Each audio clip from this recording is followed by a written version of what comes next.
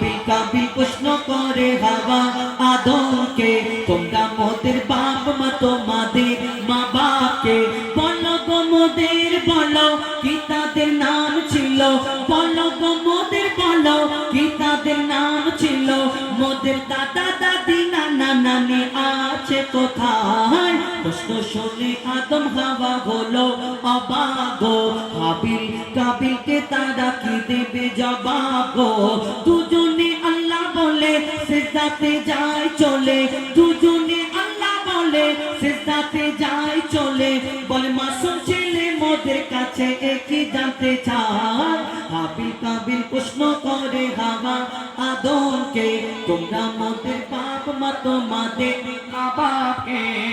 হাবিল কাবিল প্রশ্ন করে হাওয়া আদমকে, তোমরা মোদের বাপ মা তোমাদের।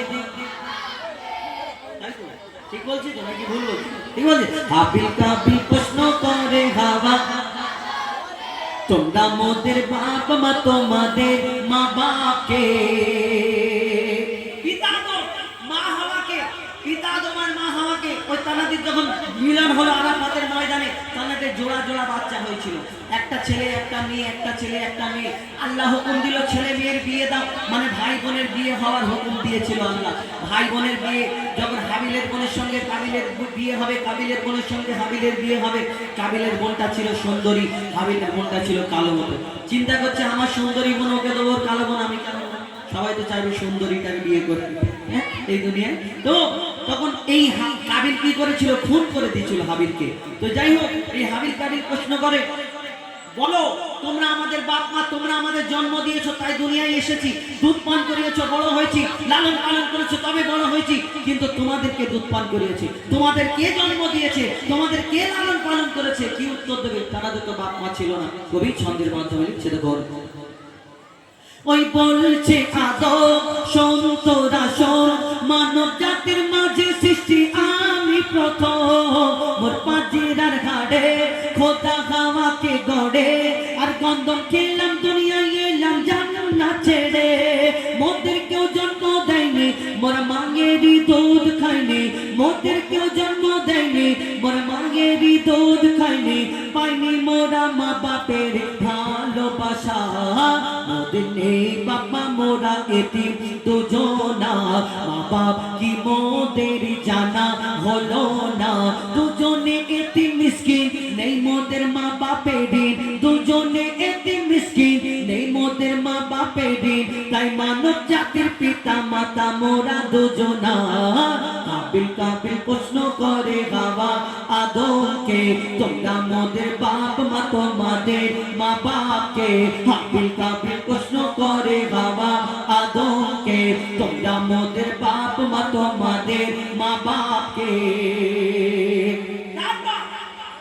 আল্লাহ যেদিন আদম নবীকে বানায়, আদম নবীকে বানানোর আগে ফারিস্তাদের ডেকে বলেছিল, তোমরা দুনিয়া থেকে একটু মাটি নিয়ে আসো, আমি একটা আদমকে বানাবো, আদম সৃষ্টি করব।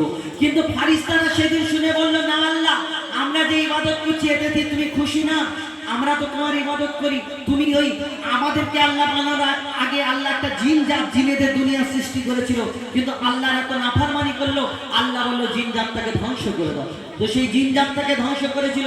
তখন আল্লাহকে ফারিস্তারা বলছে যে আবার সেই তুমি বলছো আদম বানাবে, কেমন হবে না হবে, যদি ভালো না হয়। তখন আল্লাহ বললো, আমি যা জানি তোমরা তা জানো না। ফারিস্তারা দুনিয়া থেকে মাটি নিয়ে গেল।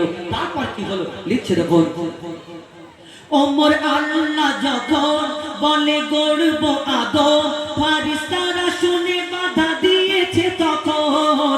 বলে ও গো আল্লাহ পাক, তুমি গড়েছো জিনজাত, উৎপাত করে তারা করে না ইবাদত। কি হবে গড়ে আদম, সে কি আর মোদের মতন? কি হবে গড়ে আদম, সে কি আর মোদের মতন?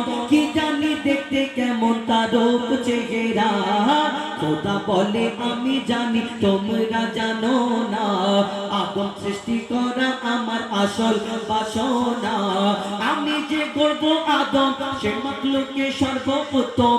আমি যে গর্ব আদম সে মাখলুকে সর্বোত্তম আমি নিজের সেরা সৃষ্টি দেখবো আদম চেহারায় কাবিল কাবিল প্রশ্ন করে হাওয়া আদমকে তোমরা মোদের বাপ মা তোমাদের মা বাপকে হাবিল কাবিল প্রশ্ন করে হাওয়া আদমকে তোমরা মোদের বাপ মা তোমাদের মা বাপকে।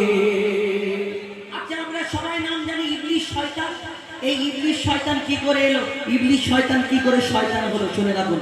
আদম নবীকে যখন বানালো মাটি দিয়ে, তখন আল্লাহ সব ফারিস্তাদের ডেকে বললো তোমরা আমার আদমকে সিজদা করে নাও। সেদিন সব ফারিস্তা সিজদা করে নিল, কিন্তু একমাত্র একটা ফারিস্তা সিজদা করলো না, যার নাম হলো আজাজিল, যাকে ফারিস্তাদের সর্দার বলা হতো। কিন্তু কেন সিজদা করলো না? আজাজিলটা তাহলে কে? আসলে আজাজিল হলো সেই যে জিন জাতটাকে আল্লাহ ধ্বংস করেছিল, তাদের মধ্যে একটা ছোট্ট বাচ্চা বেঁচে রয়ে গেছিল। এই বাচ্চাটা কম বেশি 6 লক্ষ বছর ধরে ইবাদত করার পরে, যার 6 লক্ষ বছর ধরে ইবাদত করার পরে, যার নাম হলো আজাজিল, যাকে ফারিস্তাদের সর্দার বলা হতো, কিন্তু তার মনেতে একটু অহংকার রয়ে গেল, আমি জিন জাত, আমি আগুনের সৃষ্টি, আর আমি এই মাটির আদমকে সিজদা করব। তাহলে সেই আজাজিল সেদিন কি হলো?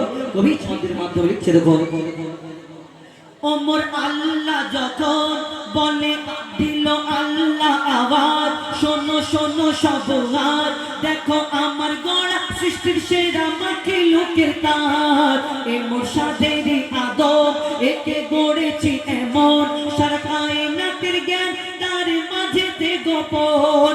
আদমকে তোয়া করে নে তোরা সিজদা করে, আদমকে তোয়া করে নে তোরা সিজদা করে, এ সুযোগ দিলে ছেড়ে পাবি অভিশাপ। আজাজিল বলে আমি সিজদা দেব না, আদমের থেকে আমি দামি, খোদা কি জানে না? সে শুনলো না খোদার কথা, ঝুঁকলো না তার মাথা, শুনলো না খোদার কথা, ঝুঁকলো না তার মাথা, সাথে সাথে আজাজিল শয়তান হয়ে যায়। কাবিল কাবিল প্রশ্ন করে হাওয়া আদমকে তোমরা মোদের বাপ মা তোমাদের মা বাপকে, হাবিল কাবিল প্রশ্ন করে হাওয়া আদমকে তোমরা মোদের বাপ মা তোমাদের মা বাপকে।